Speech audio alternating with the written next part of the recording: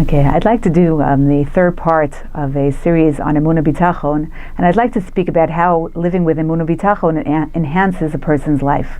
Okay, so I'd like to begin by sharing an incident that happened a number of years ago. I was accompanying a group of students to Poland, and we were at a stop, and I had a group of 60 girls, going to the bathroom stop, and every time they would come out, they would say Ashiyatzar. And this woman comes over to me, and she was watching these girls leaving, one after the other, and then, mumbling Ashiyatzar, and it seemed to bother her. And she, saw me with them, and she says, "Are you their teacher?" And I very proudly said, "Yes, these are my students." And she says to me, "Why do you teach your students to talk to God all day long? What do you think? God is Santa, that you could turn to him and ask him whatever you need?" And I knew that you don't answer somebody when they're angry and when they're mocking. Okay, and she didn't really want an answer. She just wanted to mock our way of life. So I didn't really want to get into a conversation with her when she had that tone of voice. But I just very gently said to her, we each have a choice of how we want to live our lives, and I'm not telling you how to live your lives, but this is the way I choose to live my life, to talk to Hashem constantly, and this is the way my students are taught to live their lives, that they also should talk to Hashem throughout their day and thank Hashem for everything they have and ask Him for whatever they want throughout their day. And I ended it there, okay? But I thought about this conversation for this is years, okay? And I think about this all the time, and I really felt bad for somebody who doesn't have Hashem in their lives, okay? And doesn't have the feeling of wanting to talk to Hashem, that I can turn to Hashem and ask Him for whatever I want, and I don't have that security in my life. I felt bad for her that she doesn't have that feeling of Hashem by her side throughout her life. So I'd like to talk a little bit about how living with Emuna Bitachon enhances a person's life. And I'd like to go to the beginning of Sefer Bereshis, when we see the result of Chet Adam Harishon. What was the result for Adam Harishon and for all of mankind as a result of that Chet? Okay, so before the Chet, when Adam Rishon was in a Gan Eden existence, meant that all Adam's physical needs were taken care of, right? The Gemara tells us that I think it's a Medrash actually that tells us that the Malachim would roast his meat and pour his wine, and the rivers were flowing through the Gan, and he didn't have to do anything. Okay, it says that his job was in the Gan was la'avda l'shamra, to work and guard the garden. And Chazal asked, what work was there to do? He didn't have to plow and plant and water and fertilize and weed, and there was nothing to do. So what avoda did he have to do? And it was spiritual avoda. Okay, there was no physical work that he had to do. But after the Chet, the klala, the curse to Adam Rishon was b'zeiat apecha tochal lechem, that through the sweat of your brow you're going to eat bread. Meaning you're now going to have to do what we call hishtadlus. You're going to have to make a physical effort and work in order to have sustenance. And if you don't work, you're not going to be able to eat. And that was the klala of Adam Rishon, and that klala is something that we have to do in our world. We also have to make a physical hishtadlus, physical effort for all our physical needs. We can't just live a life that's a total spiritual life. We have to, in all areas of our physical life, we have to do some type of hishtadlus, and we also have to balance that, obviously, with bitachon. So, as for Dessler, in the first chelik of Mechtam Eliyahu, when he talks about bitachon and hishtadlus, and he talks about this again when he talks about the battles of Yericho, and even though they were miraculous, there had to be hishtadlus. So he says that, if somebody's giving out curses, right? If b'zeiat apecha tochal lechem is a curse, so would you want to maximize or minimize a curse? Right? If there's a curse being given out, wouldn't you want to take as little as possible to the curse, to the punishment? Right? Why do people try to maximize that klala? Right? To the point where instead of doing the minimal amount of hishtadlus they have to do, they do as much as possible. They become workaholics. They get sick from worry about their parnasa, worrying constantly, and they don't make time for their spiritual endeavors because they're so overly involved in the curse of b'zeiat apecha tochal lechem, that through the sweat of your brow you're going to have to eat bread. So he says that doesn't make any sense. Why do we do that? Okay, and he continues this discussion when he talks about the battles in Yericho, and he says they couldn't just wait for the miracle of the walls falling down in Yericho. They had to have an army. They had to make that hishtadlus. They had to surround the cities and blow the shofar, whatever Yeshua was commanded to do. But the hishtadlus is really the minimal effort that a person has to do, but they have to realize that really the results of your hishtadlus, right, is not really because you did that effort. Okay, the results is because HaKadosh Baruch Hu wanted the results to be the way that the results happened, and you have to make your hishtadlus because that was the klala from Chet Adam Rishon. But really, okay, you have to believe, okay, that the result of all your hishtadlus is really because Hashem wanted this to happen, whatever result ends up happening. Why do we have to do? Why do we have to live that way? Because this leaves room for our bechira. Okay, meaning if a person wants to believe that Hashem is in charge of the world, they'll believe that their hishtadlus is really not what caused their success. They'll believe that it was the HaKadosh Baruch Hu that made them successful. But if a person wants to believe that it was kochi ve'atzim yadi, it was the strength of my hand that enabled me to be successful in my parnasa, right? It's my hishtadlus, it's not Hashem, right? There's the bechira for them to have that faulty reasoning. Okay, so our hishtadlus leaves room for there to be bechira in this world. So I want to talk about, okay, how a person's life would be enhanced if they have that bitachon, that really Hashem is in charge. I have to do my hishtadlus, but Hashem is in charge. So let me give an example, okay, of a person who is a very organized person, and they organize their life, and that's a very healthy way to live your life. But sometimes what happens is that we try to micromanage a little bit too much, okay, and we want to be in charge of everything that has to be done, okay, in a very organized way. But sometimes we find ourselves that we can't let go. Okay, and I'll give you an example. Okay, you are looking for a shidduch, whether for yourself, whether for your children, and you start making your phone calls and the resumes and whatever it is that you have to start doing, and because you're so used to micromanaging, you can't let go. Right, so you can't eat and you can't sleep and you're constantly worrying and you can't put down the phone and you don't know what to do with yourself because you feel so much that you are in charge. If you live with Emuna Bitachon, so I have to do my hishtadlus, because that's what we have to do since the klala of Adam Rishon. Okay, it's not just with food, but it's also with medicine, and it's also with wars, and it's also with shidduchim. We have to do our hishtadlus, but then we have to take a step back and say, Kadosh Baruch Hu, I did my hishtadlus. I'm now in your hands. That's it. I did my resume, I made my phone calls, and that's it. I'm not going to sit by the phone waiting for the phone to ring with a suggestion from my daughter, with a suggestion from myself. I did my hishtadlus. I'm now going on to do the things that I have to do, the things I enjoy to do. I now have time for my spiritual endeavors, okay? And that's it. I let go. I'm not micromanaging the world anymore. I did what my hishtadlus is, and HaKadosh Baruch Hu, now I'm in your hands. Or I'll give you another example, okay? I need to find a job, so I do my hishtadlus, I get my degree, whatever it is that I want to go into, and I apply for a job, I send out a number of resumes, and I get a few phone calls for interviews, and that's it. I withdraw. I did my hishtadlus, HaKadosh Baruch Hu, I'm in your hands. If you want me to get X job, then I'll find favor in the eyes of the interviewer, and this will be the job I'll get. And if you feel that that's not the right job for me, you'll lead me to the job I need to get, and that's it. I withdraw. Peace of mind. That's it.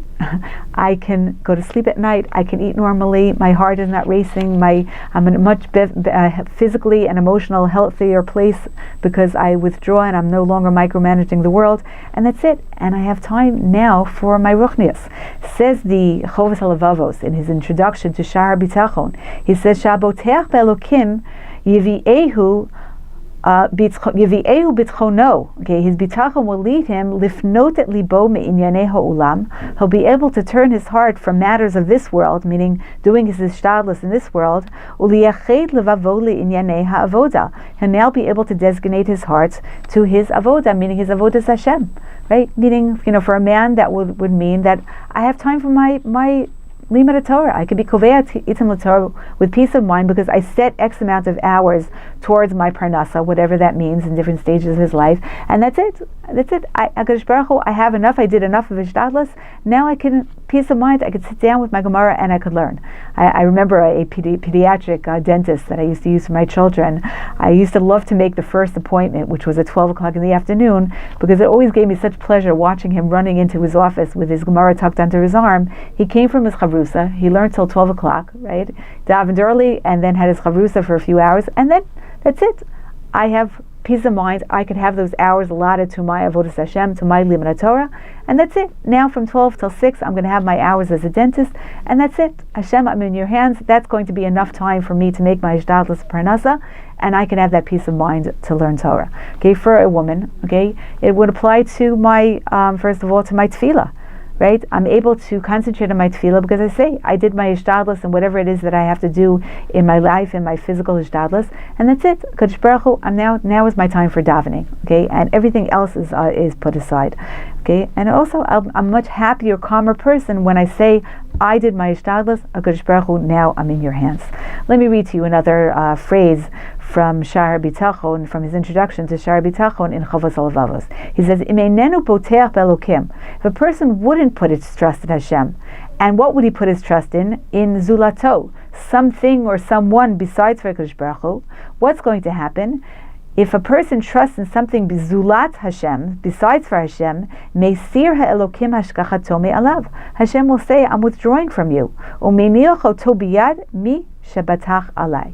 Alav. Okay, I'm putting you into the hands of whoever it is that you trusted in. Okay, so for example, okay, if you put your trust into your boss and you feel that that's it, I'm beholden to my boss because that's where my parnasa is coming from, then that's it. Hashem is saying, okay, that's you're not going to feel me in your life because you don't have me in my life. You totally trust in your boss, and you're going to feel totally beholden to that person. And when a person feels that way, they feel like they feel smothered. Okay, they feel like they can't breathe because any wrong move they make, that's it. Their boss could fire them because they feel that's it. My whole parnasa is in the hands of my boss, and it's not in the hands of Kadosh Baruch Hu. And they feel like they can't sleep, they can't eat, they can't breathe. They feel like they're wearing clothing that's 2 sizes too tight, that they're suffocating in those clothing because they don't have that sense of calm. A person who has bitachon feels my trust in HaKadosh Baruch Hu. I do what I have to do. I did my ishtadlus. HaKadosh Baruch Hu, now I'm in your hands. My boss is not the one who's in charge of my parnasa. Yes, I have to be an honest worker. I have to put in my hours. I have to be as an honest worker, a trustworthy worker, do the best I can in my job. But ultimately, HaKadosh Baruch Hu, you're in charge. And I can live my life with that sense of calm. I'll give you another example. Okay, a person has a medical issue, whether small issue, big issue, and a person does their ishtadlus. They take that pill that they have to take, whatever the doctor prescribes. They go to the doctor, they find out the right doctor to go to, they go to that doctor, they take that pill, they do whatever medical procedure they have to do, and that's it. Kadosh Baruch Hu, Rofei Chinamata, you're the true doctor. There's a beautiful Rebbetzin, okay, that my family is noheg to say. Okay, it's not a chiv to say it, but many people do say it, and I like to lead my life like this, and I feel that sense of calm because I say this. Says the Shulchan Aruch, the Rebbetzin is that if you go into lahakiz dam, you go to let out blood, and today we don't do that. That translates into any other medical procedure or any pill you're about to pop. So you say, Yiratzon milfanecha Hashem Elokai sheyehei esek zel li l'refuah ki rofei chinamata. Let this medicine be the refuah for me, or let this medical procedure, let this operation be successful ki rofei chinamata, because you are the doctor. I take the pill and I don't just say, Hashem, let that headache go away. Oh, wow, we're so lucky we had Advil. But I say, Hashem, let that pill work. Let that Advil work. You're the doctor. And once I take that pill, I feel that sense of calm. I did what I have to do. I did my ishtadlus. I got the prescription. I take that pill. HaKadosh Baruch Hu, I'm in your hands.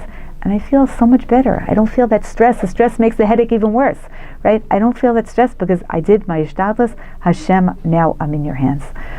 Rav Pesach Krohn was speaking once at a fundraiser for Bitachon, and he shared a very, very powerful example of a person's life enhanced by Bitachon and what Bitachon means. He related a conversation he had when he was a teenager with Rav Schwab, where his father was, Rav Krohn's father was very ill at the time. He was nifter young, I think, and Rav Schwab met him once and asked him how his father is. And Rav Krohn answered him, my father's very not well, but I have bitachon that he's going to get better. And Rav Schwab's response to him was, that's not the definition of bitachon. Bitachon doesn't mean that I believe that the person is going to get better. The person might not get better. Bitachon means that I believe that there's a master plan, that I believe that Hashem is in charge. Okay, and it's a very, very powerful observation, okay, that he was telling to Rav Krohn, and I've tried to internalize that in my life to understand that sometimes the end of the story is not going to be good, and I have to have bitachon and accept that Hashem is in charge and that He has the master plan. He's going to decide what's for my good. Okay, and sometimes I start to say, it's not supposed to be this way. And who's to say it's not supposed to be this way? Maybe Kadosh Baruch Hu has decided that this is going to be the end of the story. It's not going to be the way that I would have written the script in my life, but it's the way that He writes the script, and this is what He has destined for me. Bitachon means that I trust that He's in charge. I withdraw. I stop micromanaging the world, and I say, Kadosh Baruch Hu, I'm in your hands. And I say, Mishpatecha Tahom Rabbah. Okay, those are words from Sefer Tehillim. Your mishpatim, your judgments, your decisions for me are Tahom Rabbah. They're very deep. Sometimes they're deeper than I can understand. I might not understand why you want me to live with a difficult challenge in my life, but I accept that your judgments are deeper than I possibly can understand. I want to read to you the words from the Chazon Ish in his Sefer Emuna Bitachon that I think is the source to what Rav Schwab was telling Rav Pesach Kron. He says that there's a mistake that people think when it comes to Emuna Bitachon. Okay, let me just read to you the exact wording. He says, Nistovava b'musag chova la'amin b'chol mikre shebogesh ha'adam. Okay, it's circulated a concept of bitachon that you have to believe in whatever is happening in your life, and you're now standing likrat atid bilti muchra. You're standing before a future that's not decided. Okay, there's very much unknowns of what's going to be. Ushnei drachim ba'atid. There are two paths of what could happen in your future. Echad tova v'lo shniya. One is good, or at least how you translate good, and not the other one. The other one in your eyes definitely is not how we would consider good to be. And the mistake that we think is ki betach yeh tov. Okay, that for sure it's going to be good. Bitachon means that I trust that Hashem is for sure going to make sure everything is going to be for my good. V'im mistapek v'choshesh al hifuch. And if you have doubts and you think that it might be the opposite of good, hu michosa bitachon. It means that you don't have bitachon if you think that something bad might happen. Ve'ein hora'ah zu b'bitachon nechona. That direction is not correct bitachon. Shekol shalon itbarer b'nevuah gorel ha'atid. If it has not been clarified to you in nevuah, the lot of your future, and we don't have nevuah, right? We don't have the Urim v'Tumim lighting up for us the answer of what's going to be in our future. We don't know, right? There's so many unknowns in our lives. Ein ha'atid buchra. Our future is not decided. Ki mi yodea mishpatei Hashem. Who knows what the judgments of Hashem are, ugmulotav yitbarach, and what He's going to give to us. We don't know what the end result is going to be. Okay, so bitachon doesn't mean for sure I know it's going to be good. I trust that it's going to be good. No, bitachon means that I trust that Hashem, you're in charge, and whatever you decide, that is your decision. And I accept that you have the master plan. Once a person withdraws and says, Hashem, you're in charge, then I accept that whatever the decision is going to be, I'm in your hands, and you will decide what the right thing is for me. Okay, and it gives me that sense of calm, knowing, okay, that I'm in Hashem's hands. I want to end, okay, with the following thought. Imagine a 2-year-old is walking down the street and trips on something, trips on a broken a rock or a broken brick on the streets, a broken sidewalk, and the child, scrapes his knee and starts to scream, right? It hurts, ouch, right? It burns, it stings, and it could take a good hour until that stinging goes away. So, the mother is by that 2-year-old's side and scoops that 2-year-old into her arms, and that child is crying into the mother's shoulder, right, soaking the mother's shoulder with the tears, and the mother wraps her arms around that child and is comforting that child. And after a few minutes, that child stops crying. Right? That doesn't make any sense, right? It's still burning, it still hurts, right? If any of us ever scrape our knee, we understand what it means to scrape your knee. It hurts, right? It doesn't, we might not scream and cry, on anybody's shoulder, but we really feel that stinging for a good hour, if not more. And how could it be that that child is stopping to cry? And the understanding is that the child now feels safe in his mother's arms. He feels a sense of security. My mother's comforting me, my mother loves me, and I'm calmer, even though it hurts, I'm calmer because I'm in my mother's arms. And that's the beautiful words that David HaMelech says in Perek Kuf Lamed Aleph of Tehillim. He says, Kugamul alei imo kigamul alei nafshi. Okay, the calm that I feel when I turn to Hashem in trust, and that's what that whole Perek Kuf Lamed Aleph was talking about, the trust that he has in Hashem. If I have trust in Hashem, I feel kigamul alei imo. I feel like a child in his mother's arms, right? Hashem is wrapping his arms around me. Hashem is carrying me in my life, and that's why I have a sense of calm. My life is enhanced if I live with Emuna and Bitachon.